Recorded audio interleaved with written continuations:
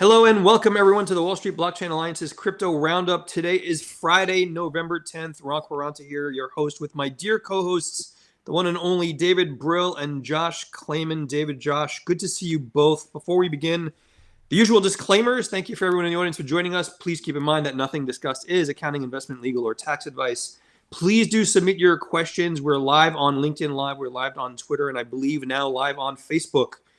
So if you've got some questions, please submit them for our co-hosts. David, Josh, always good to see you both. David, you and I had the chance last night to meet at our friends' a party at Pulcinelli. Shout out to our friends there. How are you both doing? I'm great. In addition to that, had a little fun parenting and writing about the classics last night. So it was a little pain and pleasure last night, but doing well and ready to head back to Florida for the warm weather. Nice. And Josh, as the jet lands from your many, many trips overseas, how are you? I'm great. I mean, as I was telling you guys beforehand, I probably am slightly jet laggy. So, you know, if the motor stalls,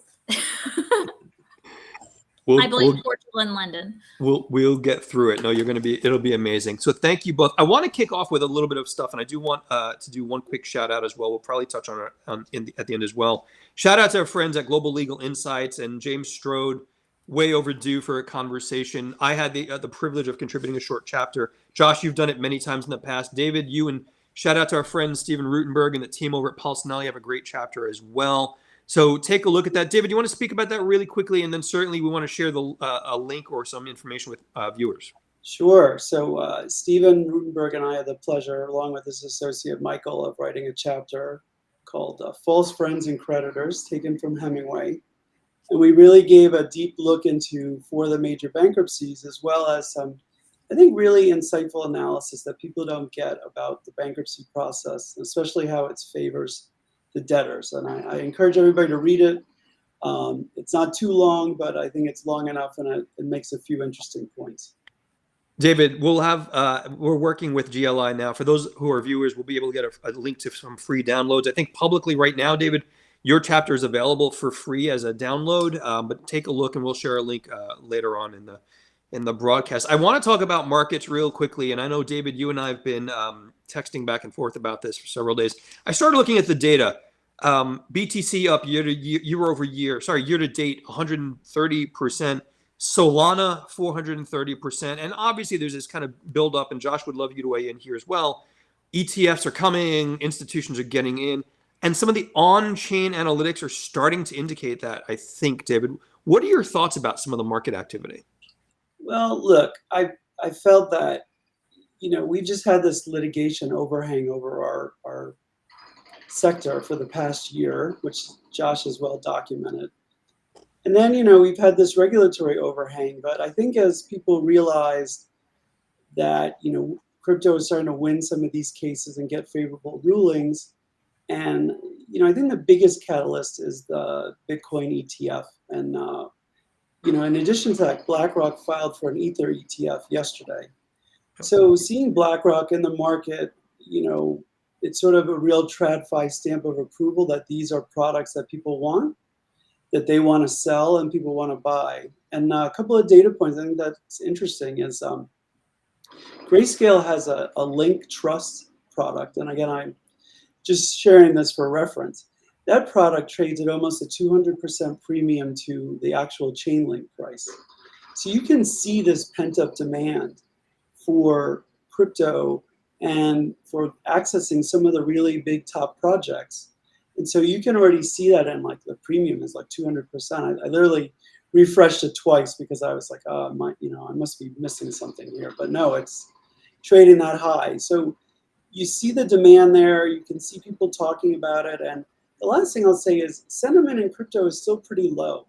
So I think we have the opportunity for a really potent rally if and when, we should say, that the Bitcoin ETF is approved, because sentiment's really low. I mean, there is some retail buying, but again, sentiment is much lower than we're used to seeing in a rising market. David, on that point, and then Josh, I'd love you to weigh in. I know you don't watch the markets directly, but I would love your sentiment perspective on it. Are we still watching the GBTC spot Bitcoin premium? What's that looking like? So that spot premium is compressing. and I've gotten a few, and I think we got one in our panel for today regarding, if somebody wanted to buy Bitcoin, should they buy GBTC or should they buy Bitcoin spot? Yep. And it's a really interesting question because, the GBTC has this 12% discount to Bitcoin spot. So, do you want to buy and take some risk and get a discount, or do you want to buy the spot itself? And again, we don't give financial advice, but I do see if people don't want to have a crypto account right now for whatever reason, GBTC is the game in town to sort of get more direct Bitcoin exposure. So I've heard some people are buying some of both, and it's just an interesting dynamic that we'll have to watch as things progress. Yep. Josh, go ahead, weigh in, and I'd love your perspective on, David said something interesting, like, sentiment is still low. We might be, to paraphrase David, potentially it's the beginning of a bull run, but I still hear people who are saying, oh, look, another bubble of insane speculation. Josh, what do you think? So is it possible before I answer that I just go back to the ETF and BlackRock and of course just a little thoughts about that? I was discussing with someone in a different context the other day, topics like this. And one of the things that came up that I thought was so interesting was that I was reminded that in 2011 and 2012, in a very different situation, but involving the CFTC, and when Gary Gensler was the head of the CFTC, that there was a lot of debate about some of the requirements that were being contemplated to be proposed. There was a bit of a logjam, and that actually it was BlackRock, and at the time Larry Fink, and the conversations between BlackRock and Gensler that many believe should be credited with getting some of the positions through the CFTC that had been in a logjam, whether related to cleared swaps or things like that, and supports for different models of how to approach this. So It would be really interesting if actually, the statements again by BlackRock, while Gensler is now at the SEC, whether that push may resonate with Gensler in a different way from other companies or other industries. So just something to think about as we connect all the pieces over time. Yeah, that mirrors some conversations, Josh, I know you and I've had with others, and it's very much when BlackRock speaks to the SEC, that's a very different thing than crypto bros speaking to the SEC. And I think that's a bit disingenuous because these are large, well-funded, very well thought through, legally represented companies. But, David, to Josh's point, is this TradFi eating crypto when a Larry Fink knocks on the SEC's door? I worked on one of the first Bitcoin ETF filings back in I do remember. So, look, I think when you have a product that is not very popular with the commission, and it may feel like they're being dragged along to approve this, they would want to pivot towards the sponsors they're most comfortable with and issuers that they're most comfortable doing business with. So, look, it would be hard pressed to see only one approved at once. I feel like a number of them will be approved at the same time, and each will, be assessed on their merits, on their fees. But I think BlackRock has an advantage with the distribution network. But then I also hear from crypto native folks that they'll want to support a crypto native ETF. So look, I think like anything else, there'll be different segments of the market. And I think it's a good opportunity. And one thing people haven't talked about much is, if you have 8 or 10 companies getting their ETFs approved, that's a very wide distribution network, because you have to think of all the retirement accounts or securities accounts people have access to. So if you have 8 or 10 players that are have their ETF approved, the distribution becomes much wider. So that could be a very good thing for the market and for crypto. Josh, go ahead. I'm like chomping at the bit about something. So I believe, please know, I was in no way trying to say that somehow TradFi was superior to the crypto native options, nor even taking a view about whether TradFi would eat something else, or whether TradFi is, the bad, however you want to look at it. I was just really thinking the connection with Gensler. And what is persuasive to Gensler? And are there particular voices that have persuaded Gensler in the past? Like, do you know what I'm saying? Like, that's where I was going with it. Was more like, not like, okay, the SEC is going to trust, but more like Gensler. Yeah, I mean, we've had the conversation a lot. We've had members who have this conversation a lot, and I feel like I paraphrase every meeting with, I'm not trying to bash the SEC or Gary Gensler, but, you can stitch this story of why does a Larry Fink having a conversation with Gary Gensler make that big a difference in some of this dialogue? And I don't know the thought process he's got, but point well taken, Josh. I'm with you. And I don't want to imply TradFi better than or eating. I know I paraphrased a little bit when I say TradFi's eating crypto, but you can't argue that there. You mentioned distribution systems, David. Someone with a let's call it a basic 401k at a Fidelity would be much more comfortable with an investment at a Fidelity than potentially a crypto native firm, or even with all respect to a Coinbase, for example. That's not a reflection on Coinbase; it's a reflection of the demographics of people in that distribution network. Would you agree? Yeah, I do. But I also think that a lot of it is going to depend where people are going to buy the ETFs from. Look, I think retirement savings, I think it's a logical place because there's a lot of, value that exists there for customers, and they may want to put that to work. But we also have to remember, one thing we haven't talked about is there's that whole suitability issue. There was some talk at some point that, I don't know if it was the Department of Labor, but one of the departments didn't feel that crypto was appropriate in 401k accounts. And I remember Fidelity was pushing back. So look, I think ultimately people want this. It's, people in the marketplace want it. They should have access to it. And, hopefully that access will come shortly. Yep. And Josh, one last parting comment, again, back to the CFTC Gensler comment. You and I know that several colleagues, we've just opened up a doorway to conspiracy theory about Gensler and CFTC. It'll be interesting to see where that goes. But again, it's a point well taken. From a market's perspective, I want to pivot a little bit. And David, I want to come back to you if you could. And I don't follow it as well as I should, but I was looking at the data charts this morning. Solana's up 430% year to date. Yeah. What the heck? Like, what's your perspective on that? And again, none of this is investment advice, but it seems they've got a solid story to tell. Is that the case in your experience? They have a solid story to tell. There are more users using the ecosystem, more wallets holding it. Like, Solana had a big overhang because people weren't sure how all the Solana tokens held by FTX were going to be handled, how they're going to be sold. And the really interesting thing is there are big chunks that are being sold every day, and Solana keeps going up.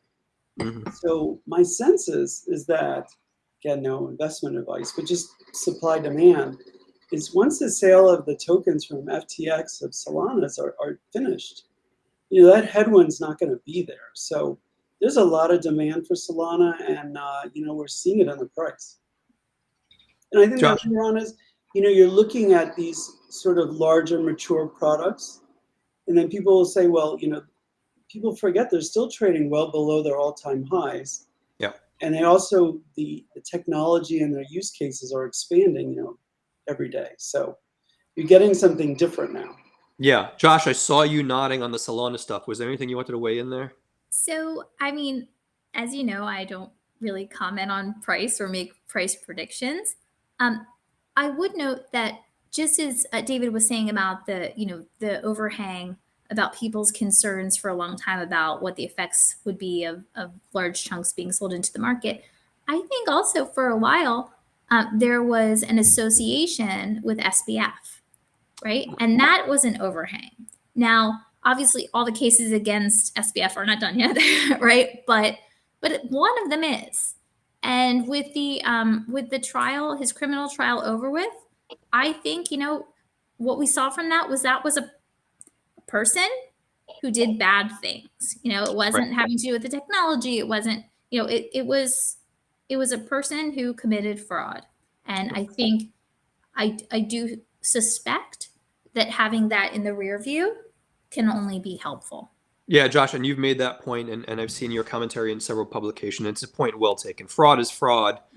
It doesn't necessarily need to be part of crypto. Crypto is almost the afterthought. And again, we can have convoluted conversations about the FTT token, which is now up 90% on comments from Chair Gensler, interestingly enough, but I think that's neither here nor there. I do want to go to a question, if I could, in the chat. Shout out to our friend Greg Murphy, WSBA member. Will a spot ETF be margin eligible? Which is a really good question, David. So perhaps the available leverage will create additional pressure. There's further comments there you both can see. What do we think about the effect of that? David, what are your thoughts?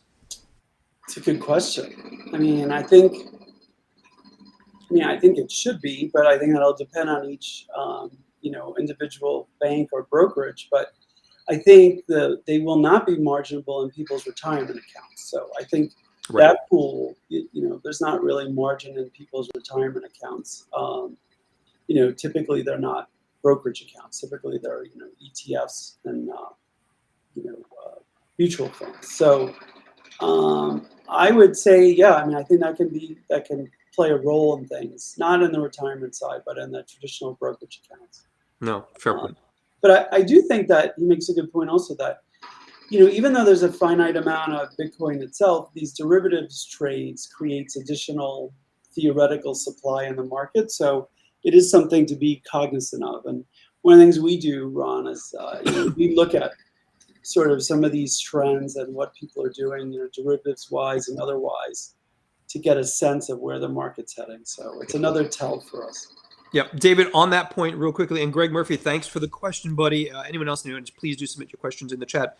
David, did I see the data right? Are CME futures contracts now more volume and more value than futures contracts with Binance? Yes, that's what's being reported. And sorry. I have mixed feelings about that because Binance has been under this sort of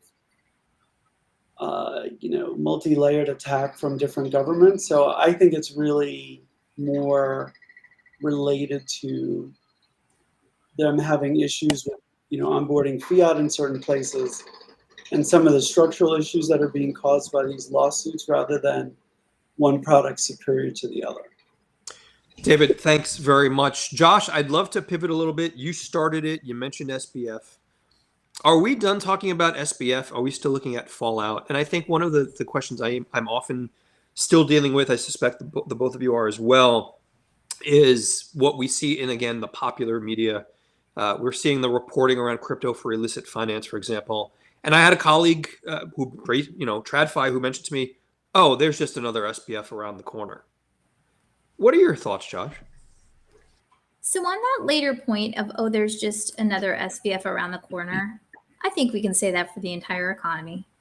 Yes. Well said. It's not specific to crypto. It's not specific to, there's, I've seen, maybe I won't specify, but, there's a graphic that's gone on that has like a picture of like Elizabeth Holmes, SBF, and like some others, right? Yeah, like Madoff. Yep. Yeah, there's always going to be someone right around the corner, and that's because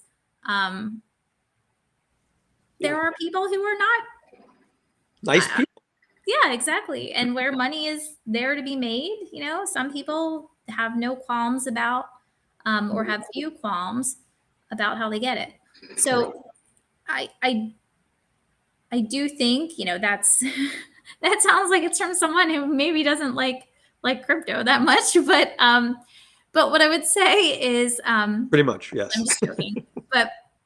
But in terms of have we seen the last of SBF, I think we still have the CFTC and SEC cases, right? Which we saw that they had been postponed until the criminal case was decided, and so I think we will be hearing more. But at the same time, I think that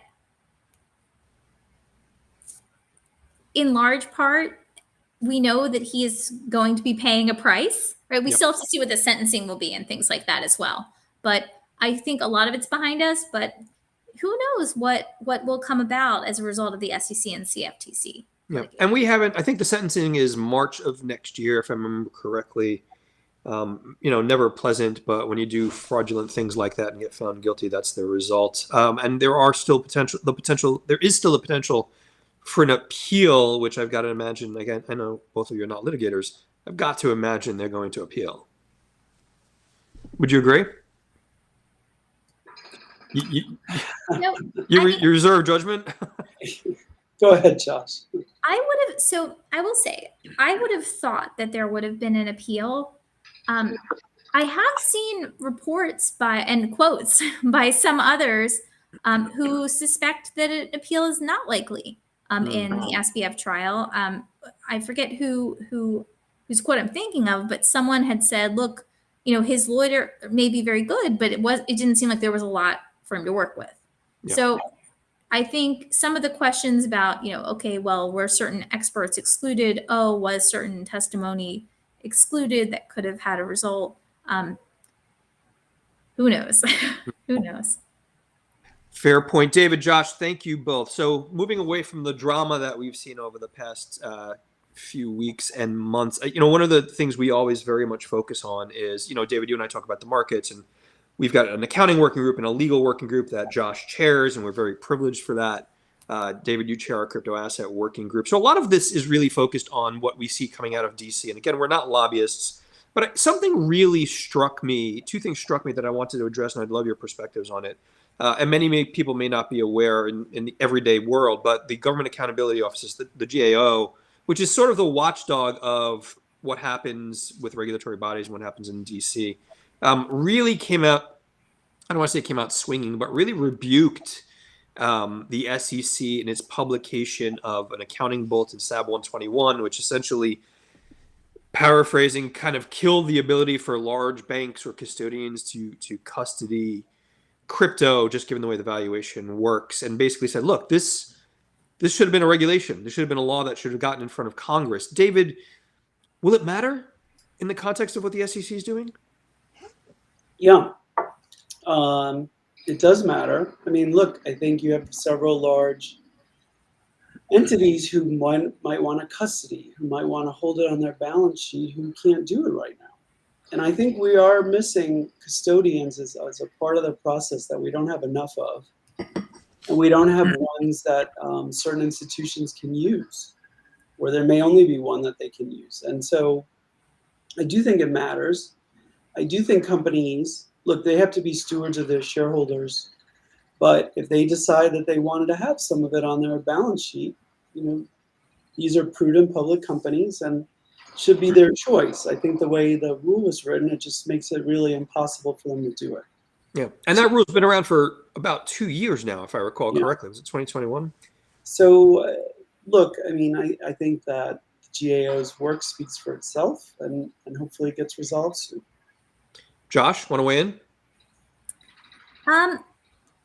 I actually, my mind has been on something else. Well, what I would say is, which I would like to talk about in a second, if it's okay. But yeah, of course. With SAB 121, I agree with what David was saying. I do think, the SEC has come out and said, like, oh, well, this doesn't really have an effect on what we're doing. But it could, right? Congress could move forward and with efforts to have a oversight, right, for a real rulemaking process. And also there could be litigation. So I think the SEC proceeds potentially in some ways at its own peril if it doesn't begin addressing this, because the stakes are high. And clearly we've seen, whether it's in the Tornado Cash case or other things having nothing to do with this accounting rule, that people are not afraid to bring suit, right, to try and challenge what many may believe is regulatory oversight. By the way, the other thing I was just going to mention, we have time. We do. Thank you. Which I think is really interesting and deals with a regulator that maybe we don't hear from as often.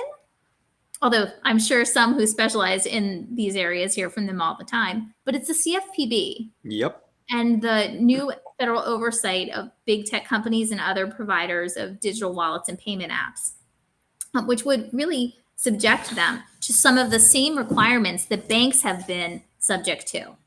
And this is because what they've said was, look, there's been a blurring of lines between what is tech and what is financial.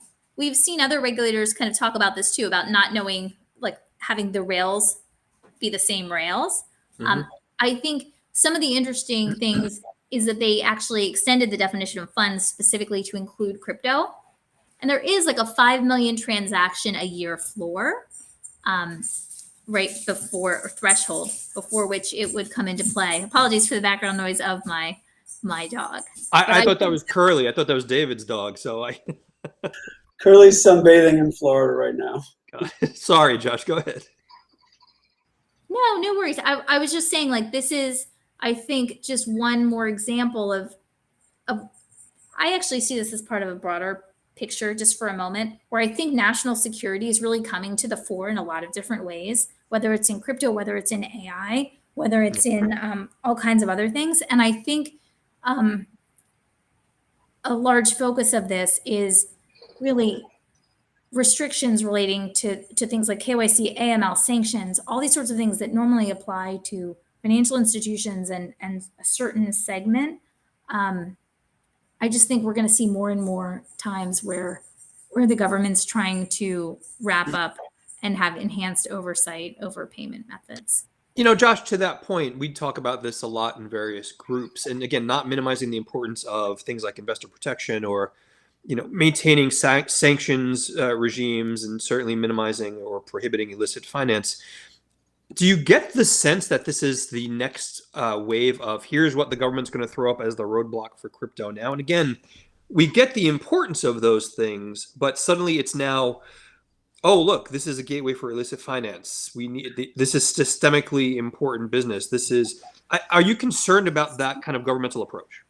So I would say, looking broadly, I frame it as national security. Sure. And that crypto, while certainly for some in Congress is a very hot button issue, and it's some regulators, I don't think this CFPB proposed oversight, it's aimed at payments, right? And funds. So I don't think it's aimed specifically at crypto. Clearly they thought to include crypto, but again, I think this kind of policing is being done in a wide variety of circumstances, and I think we'll see it a lot with AI as well.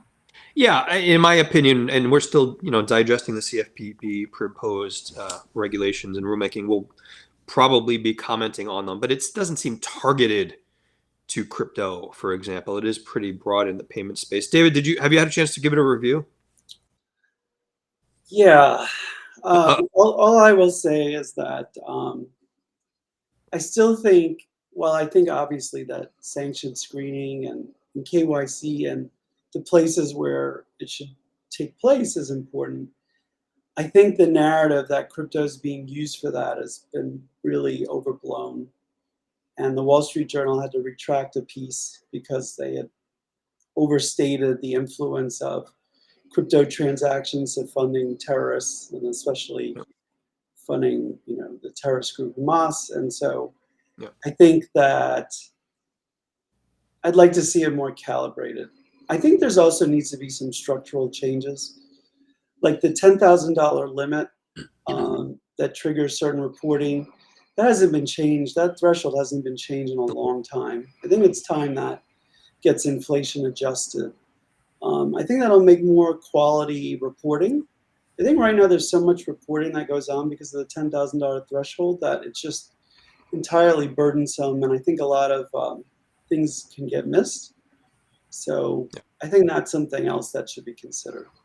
Yeah. And David, would you agree one of the other issues that I see is in these various reporting regimes that are being put forward is when you look at crypto writ large, the sheer volume of possible reporting seems to be a bit of a burden as well that I think regulators may be underestimating for providers in this space. Am I off target there? No, I don't think at all. I think I don't know that they appreciate what it will take companies on like an actual nuts and bolts back office to do these things. And I think that's something that will have to get discussed.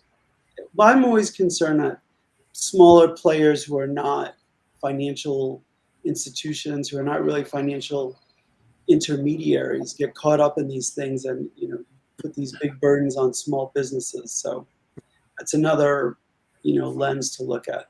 Even though they put this 5 million transaction limit, if one transaction is moving from a stable coin to a particular crypto or going crypto to crypto, that 5 million can get eaten up really quickly. Oh yeah. Josh, go ahead.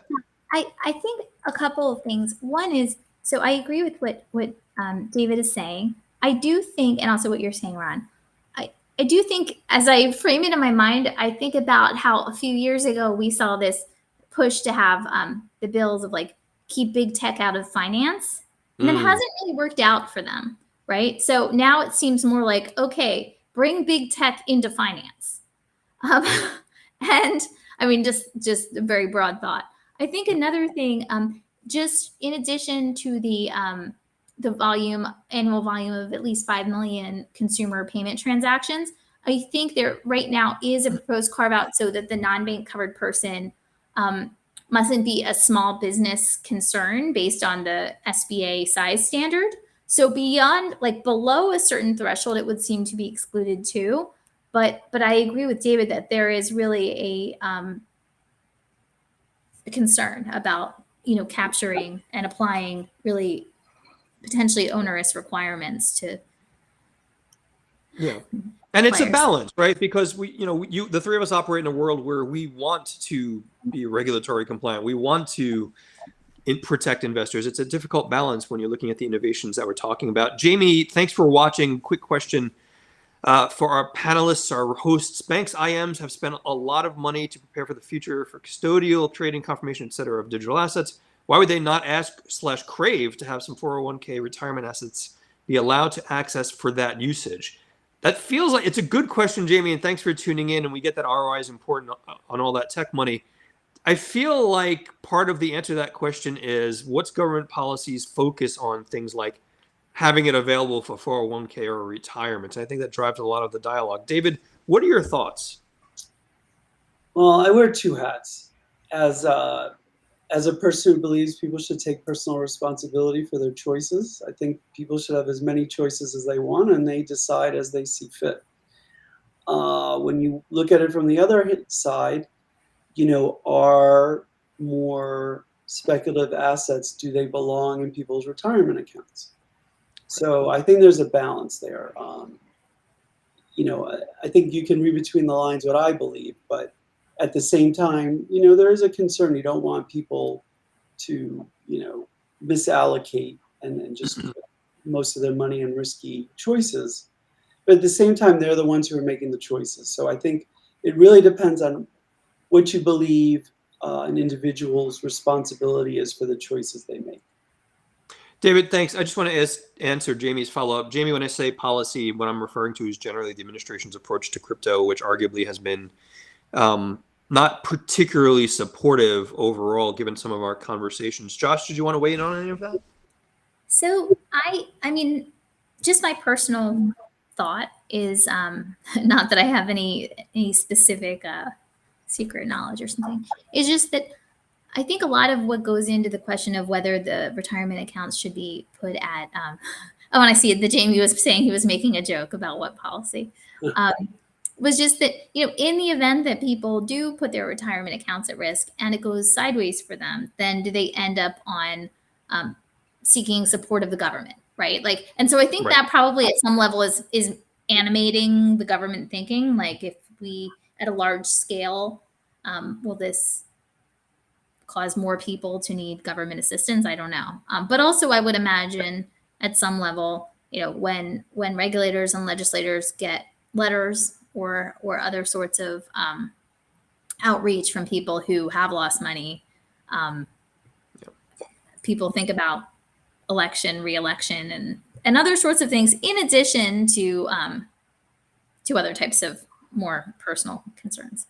Josh, thanks. Jamie, sorry I missed the joke. It is a good joke. There's no real policy, which is really interesting. David, last evening you and I were at a reception, and you and I got to meet folks from around the world in some of the conversations, and a lot of the feedback I got, I'd love to hear if you saw the same thing. Colleagues from London, parts of the EU, like, no, we're building for crypto. We're going to be a crypto hub, and very bluntly saying, yeah, America, you're kind of falling behind. I was almost taken aback by that. Were you? Well, look, Europe for a long time, with the private banks in Switzerland and other countries, really had a stranglehold on sort of that part of the ecosystem. And I don't know if they ever thought they'd get a chance to sort of overtake the US in something, but now we're presenting them an opportunity. And, this business is going to keep growing. And it's just a matter of, is it going to grow here slowly while it grows much faster in, Asia and the Middle East and other places, or, will we catch up? So I think that, I think it's tough, and I think they're right from their perspective. They have a framework, they're making progress, and from our perspective, we're still pushing through. David, Josh, thanks so much. We're a little bit over time, which is always a good conversation. Josh, now that the Gulfstream is landed and parked in your hangar, what's coming up for you in the following week? What are you going to be focusing on? Thankfully, I'm not traveling anywhere except to New York, to the office. But I mean, I think a lot is going on with clients, of course, but Sure. also, I mean, it seems that there's something new in the news, which I guess is pretty obvious from the word news. Every every day. So yeah, I'm looking forward to see what the next week brings, just in terms of developments more generally. Josh, thanks so much. Great to see you as always. David, I want to digress a little bit for you, and I certainly want to know what you're going to be talking about and looking at next week. But you had a fascinating meeting in Miami, if you're interested in talking about it. I can just say that, I had the good fortune of being part of a group at my company who met with Mayor Suarez. And, there's a lot of opportunity in Miami. There's a lot of growth in Miami. And Miami's really welcoming to business and wants blockchain companies and other tech companies to come down there and, build a presence there. So it was really nice to hear that, and good to meet him, and appreciated the opportunities there, because I think people don't realize there's a lot of land in Miami that hasn't been developed. So unlike other cities, there's really opportunities in Miami that don't exist in other cities like ours, where there's never enough land. David, go ahead, Josh. No, this is really a question for David, because I know when we started doing these crypto roundups, we all sort of introduced ourselves and said where we were and what we were doing. And I know, David, you recently started a new role. Like, do you mind saying a little bit about what you're doing, or what people can look for? I don't mind at all. So I'm very pleased that I joined FTI Consulting and their blockchain and digital assets group. So based in the Miami office, but obviously, I'm up here in New York quite a bit. We're really looking to help companies in the ecosystem grow, whether it be, rolling out new products, rolling out support for digital asset exchanges, compliance, regulation broadly. So really to be an ally of the industry to help them grow. And, we have a great team of experts I'm really pleased to be a part of. So. May I ask one more thing? Sure. Sorry, Sure, co-host. but I'm really curious. So how do people know when to call you? Is it they come up with an idea for a project, or when do they reach out to you? When something goes right, when something goes wrong, when they're trying to structure something? Well, I think a lot of it, on the compliance level, it's just, if you need a second opinion on what you're working on, or perhaps you got some regulatory feedback, we can come in and help remediate those issues. We've seen across our client ecosystem, what are best practices, what people have been successful with. On the regulatory side, as you know, there's so many different things that are going on. We support companies that are in litigation with a regulator or responding to inquiries. So we're really when I met some of the team, I was really impressed. And you all know I don't impress too easily. So I was really impressed. And, it has a global reach, so we can help projects both domestically here and internationally. So I want to point out for a split second that Josh much more elegantly got us to that place talking about the role, David, than I did, which was just my apologies for that. I'm going to pour a cocktail of choice this weekend and read through the CFPB proposal, which is going to be terrible for me, but that'll be fine. And Josh, the rule going forward is any pet needs to be introduced in our broadcast going forward. We've met Curly. We'll have to meet your who's your puppy? Honey. We'll have to meet Honey in the future. Let's leave it there. For everyone in the audience, thank you so much for joining us. If you have follow-up questions for David or Josh or myself, drop us a note, info@wsba.co. It'll be great to hear from you. We're happy to get you in touch. Otherwise, have a great weekend, everyone. David, Josh, it is always a privilege, and I will see you both next week. Yes. Thank you. Take Thanks. care. Bye-bye. Bye.